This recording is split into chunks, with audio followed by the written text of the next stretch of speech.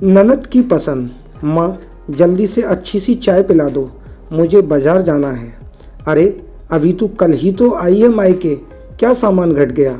माँ, इतने दिनों बाद अपने शहर के पुराने बाजारों में घूमने का मज़ा ही कुछ और है। हंसते हुए प्रिया बोली, ठीक है, तू अभी अपनी भाभी को भी साथ ले जाना। प्रिया कानपुर में रहती है, उसकी एक संपन्न परिवार में शादी हुई है। कल ही अपनी मम्मी के घर अलीगढ़ पहुंची है। अपने दोनों बच्चों को लेकर गर्मी की छुट्टियों में।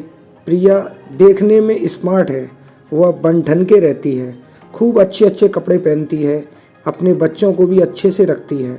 प्रिया के मायके में उसके समीर, आदर्श भैया, अदिति भाभी और उसकी माँ हैं। पिताजी का कुछ साल पहले देहांत हो गया था। आदर्श भैया एक सॉफ्टवेयर इंजीनियर है और भाभी अदिति एक गृहिणी हैं।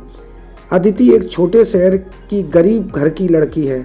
उसका रहन सहन बहुत सिंपल है, पर वह भी प्रिया जैसे कपड़े पहनने की कोशिश करती है, क्योंकि उसका पति आदर्श कहता है कि तुम अपने रहन सहन में अंतर लाओ, अब समय के साथ अपनी चॉइस बदलो।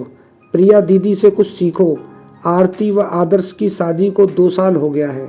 प्रिया और अदिति बाजार जाते हैं। प्रिया अपने लिए सूट देख रही थी।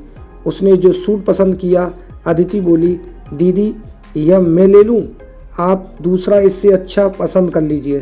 प्रिया को बहुत बुरा लगा, क्योंकि यह आज की बात नहीं, जब जब प्रिया कुछ पसंद करती, अदिति पहले वह लेना पसंद करे। फिर प्रिया को वैसा दूसरा सूट पसंद न आए, वह मन मार के कुछ और ले लेती। आरती ही दोनों सूट के पैसे दे देती। प्रिया को यह बात कई बार से पसंद नहीं आ रही थी। दोनों घर पहुंची। माँ ने दोनों सूट देखे, दोनों की खूब तारीफ की। बहुत ही सुंदर सूट हैं। अदिति बोली, हाँ, दीदी ने ही पसंद किए हैं। रात के खाने के बाद सोते समय प्रिया थोड़ी नाराज सी दिख रही थी। माँ ने पूछा, प्रिया क्या हुआ? प्रिया गुस्से से, माँ, मैं जो भी चीज़ पसंद करती हूँ, भाभी वही चीज़ हड़प लेती हैं। फिर मैं जब दूसरी चीज़ देखती हूँ तो मुझे ज़्यादा पसंद नहीं आती। मैं क्या करूँ माँ? अरे बेटा, तू तो अपने घर में सारी चीज़ें अपनी पसंद की ही लेती है ना।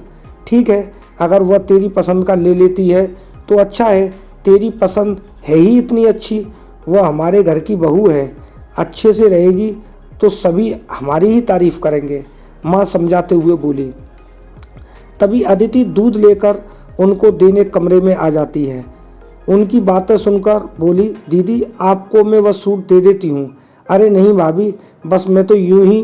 प्रिया अचकचाते हुए बोली, नहीं दीदी, वो आदर्श भी कहते हैं कि दीदी की चॉइस बहुत अच्छी है, उनकी पसंद के कपड़े लिया करो, इसलिए मैंने। अदिति संकोच के साथ सफाई देते हुए।